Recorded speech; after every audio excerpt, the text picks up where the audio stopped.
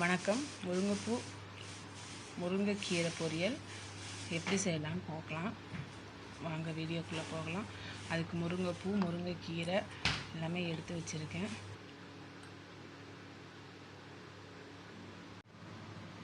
முருங்கைக்கீரை,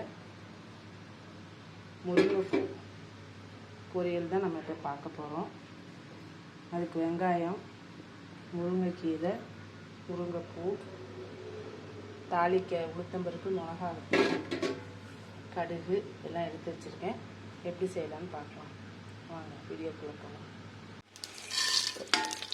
உளுத்தம்பருப்பு, மிளகாய்த்தூள் 2 எடுத்து வச்சுருக்கேன். அதையும் இதில் தாளிச்சிடலாம்.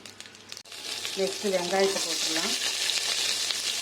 கடுகு நல்லா வெடிச்சிருச்சு. வரமிளகாவும் உளுத்தம்பருப்பு காஞ்சிச்சு. வெங்காயத்தை போட்டுடலாம். இந்த முருங்கைப்பூவை போட்டுடலாம்.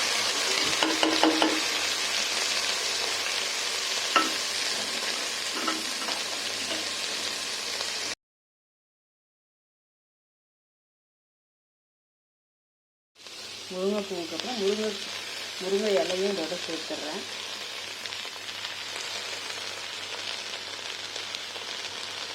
நல்லா கலந்து விட்டுடலாம்.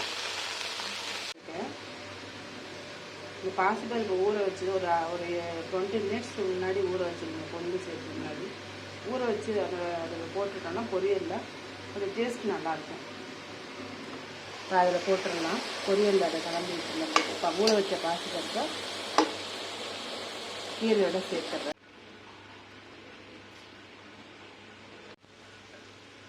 அரைச்சி வச்சுருக்க தேங்காய் இதோடு சேர்த்தாச்சுங்க. முருங்கைக்கீரை பொரியல் ரெடி ஆயிடுச்சு.